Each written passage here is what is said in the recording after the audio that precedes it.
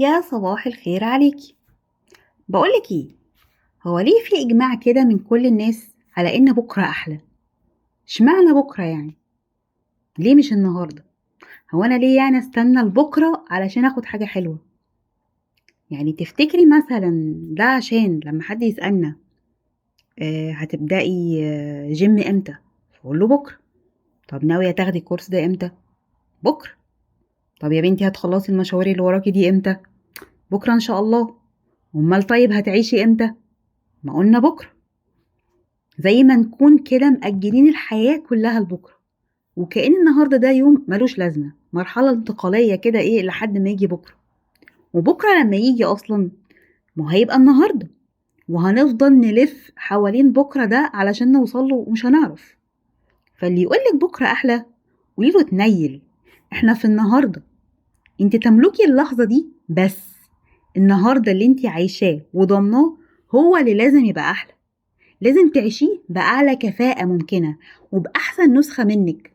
هتاكلي يبقى تاكلي صح، هتطبخيش وتقعدي تحطي حاجات فيها دهون مشبعة وتنيلي الدنيا.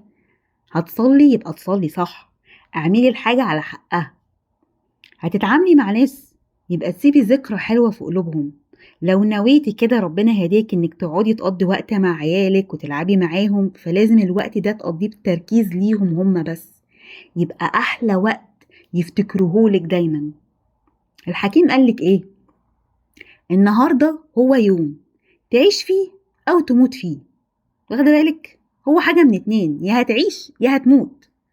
فانت عايشه اللحظه دي، واللي بتعمليه دلوقتي ايا كان اعمليه باحسن طريقه وبتركيز كامل. انما بكره ده بعيد قوي وده حلاب ممكن ما يجيش اصلا. ما تعيشيش حياه متاجله لاشعار اخر. ما تخليش خططك مركونه على الرف. النهارده عشيه كويس لأنه ممكن يبقى آخر فرصة ليكي. فاكرة قصة قاتل المئة لما حب إنه يتوب؟ هو عاش عمره بيعمل حاجة غلط. اللي فرق معاه إنه قرر بصدق يبقى كويس من دلوقتي. مشى ناحية الكويس، مات وملحقش يعمل اللي هو عايزه، بس إنه بدأ دلوقتي ده فرق معاه. تمام يا ست الناس؟